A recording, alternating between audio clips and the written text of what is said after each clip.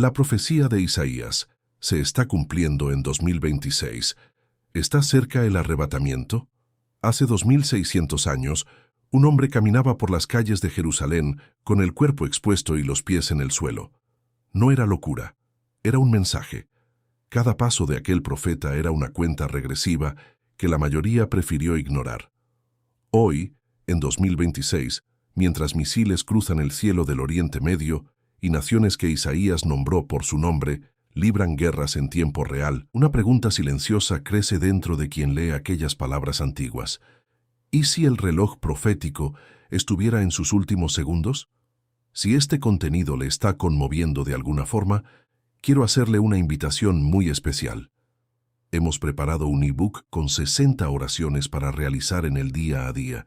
Son oraciones prácticas, directas y poderosas, pensadas para fortalecer su fe, abrir caminos, traer protección, salud y prosperidad a su rutina. Se encuentra con un valor promocional, y el enlace está en el comentario fijado aquí abajo. Además de ayudarle espiritualmente todos los días, cuando adquiere el ebook, también ayuda a mantener este canal activo, permitiendo que continuemos trayendo videos diarios como este para usted. Así que eche un vistazo al comentario fijado, acceda al enlace y garantice el suyo mientras esté en el valor especial. Y por supuesto, si este tipo de contenido tiene sentido para usted, suscríbase al canal ahora mismo. Así no se perderá ninguno de los próximos mensajes. Continuemos. Para entender lo que está sucediendo ahora, necesita primero entender quién fue ese hombre. No solo el profeta, el ser humano detrás de las palabras, el individuo que despertaba por la mañana, miraba al mundo a su alrededor y sentía el peso insoportable de saber cosas que nadie quería oír. Hacia el año 770 a.C., el reino de Judá respiraba bajo una tensión que no lograba nombrar. Jerusalén aún se mantenía en pie, el templo aún funcionaba, los mercados aún abrían por la mañana, pero había algo podrido bajo la superficie, una inestabilidad que se extendía como grietas en una pared antes de que se derrumbe. El mundo alrededor estaba cambiando demasiado rápido. Grandes imperios avanzaban por el Oriente Próximo como una marea que no respeta fronteras trazadas por hombres. Alianzas políticas se hacían y deshacían en semanas. Y dentro de la propia Jerusalén, mientras los ricos construían casas cada vez más grandes, los pobres perdían lo poco que tenían. Es en este escenario donde surge Isaías. Él no provenía del pueblo sencillo. Todo indica que Isaías formaba parte de la élite de Jerusalén, alguien con acceso al templo, a la corte y a las decisiones que realmente importaban.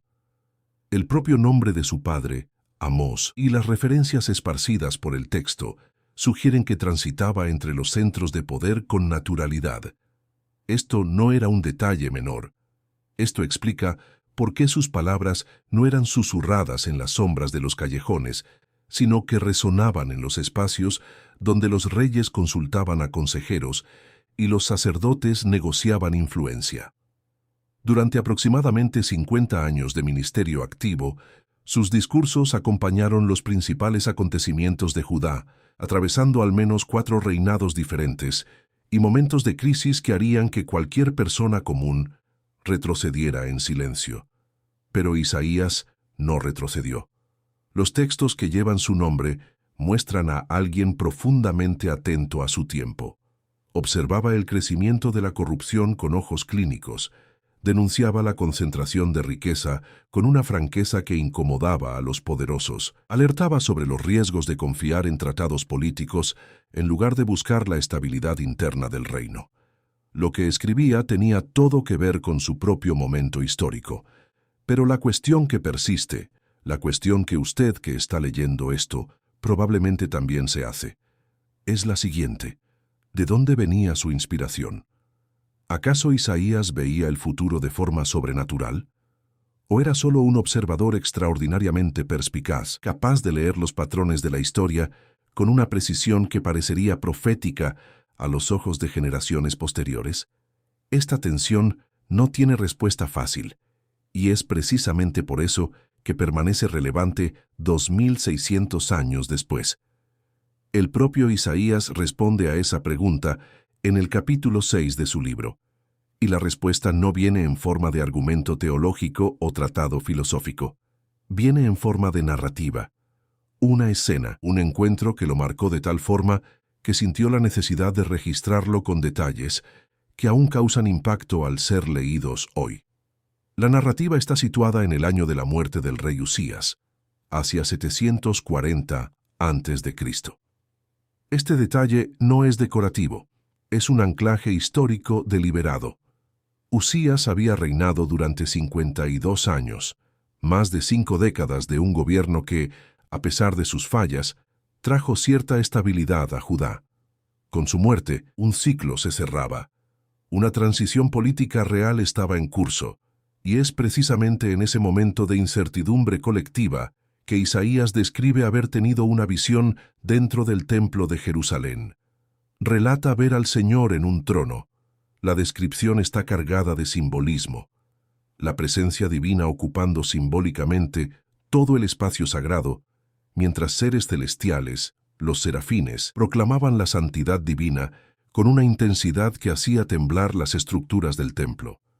6 alas cada uno, 2 para cubrir el rostro, 2 para cubrir los pies, 2 para volar, y la proclamación que no cesaba: Santo, Santo, Santo es el Señor de los ejércitos, toda la tierra está llena de su gloria.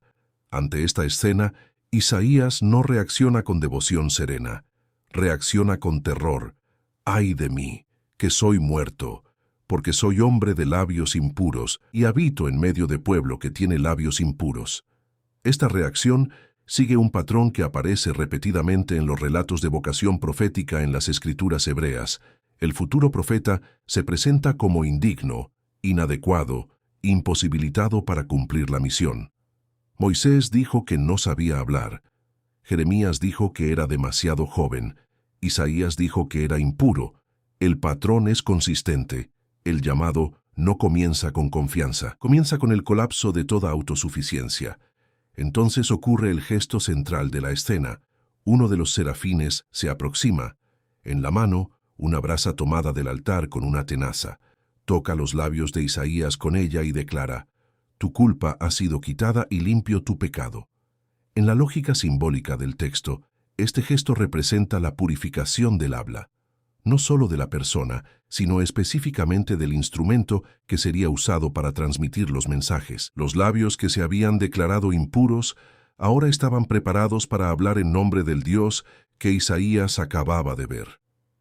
A continuación, viene la voz: ¿A quién enviaré y quién irá por nosotros? E Isaías, ahora purificado, responde con 3 palabras que cargan el peso de una vida entera: heme aquí, envíame.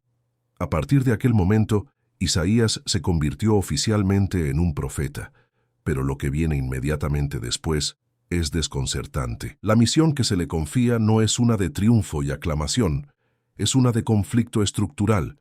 Será enviado a anunciar mensajes que serían rechazados, hablará a oídos que no oirán, verá para ojos que elegirán no ver, y esto durará hasta que el juicio que él anuncia se convierta en realidad histórica. No era una profecía popular, era una profecía verdadera. Para que usted entienda lo que Isaías enfrentó en los años siguientes, necesita dimensionar el tamaño del imperio que avanzaba por el horizonte. Asiria no era simplemente una nación poderosa, era una máquina de destrucción sistematizada que operaba con una eficiencia que hasta hoy causa escalofríos a los historiadores. El ejército asirio tenía cerca de 100.000 soldados organizados en divisiones especializadas: infantería, caballería, unidades de asedio, ingenieros militares que construían rampas de tierra para escalar murallas en cuestión de semanas. Cuando Asiria cercaba una ciudad, la cuestión nunca era si caería, la cuestión era cuánto tiempo tomaría. Piense en lo que eso significaba para un reino pequeño como Judá. Jerusalén tenía, en aquel periodo, una población estimada entre 25.000 y 30.000 habitantes. Era una ciudad de tamaño medio para los estándares de la época, con murallas sólidas pero no invencibles, dependiente de alianzas externas para sobrevivir en caso de ataque de una superpotencia, y a su alrededor el mapa político se estaba simplificando de forma brutal.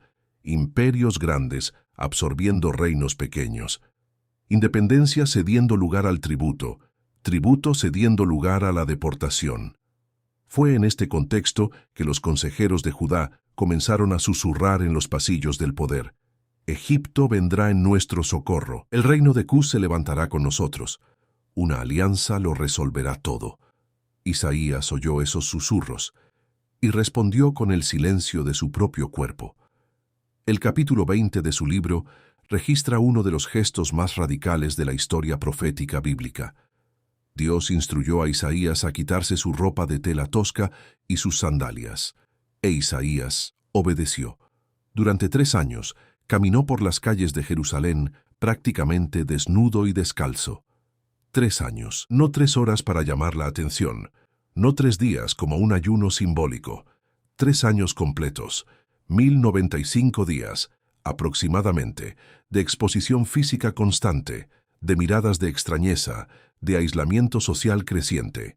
3 años, demasiado tiempo para ser teatro, demasiado tiempo para ser excentricidad, tiempo suficiente para que cada persona en Jerusalén hubiera visto a aquel hombre al menos decenas de veces y entendido que algo diferente estaba sucediendo. En aquella cultura, la apariencia de Isaías no comunicaba pobreza, comunicaba derrota.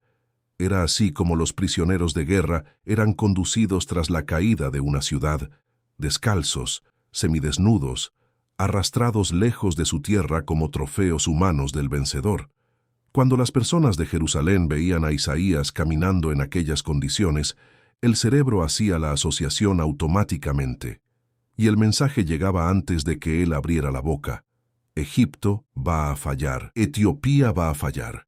Cualquier alianza que construyas con esas naciones terminará exactamente así, con tus aliados siendo arrastrados desnudos y descalzos ante los asirios.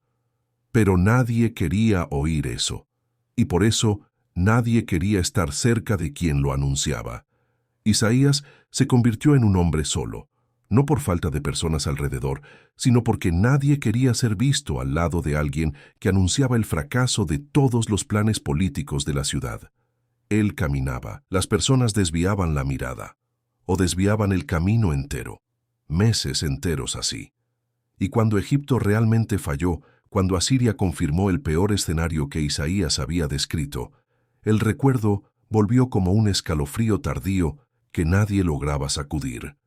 El hombre que había caminado descalzo ya había avisado, con su propio cuerpo, durante 3 años seguidos, pero Isaías no era solo un crítico político con métodos no convencionales, era un observador de la historia, con acceso a una perspectiva que sobrepasaba el momento presente.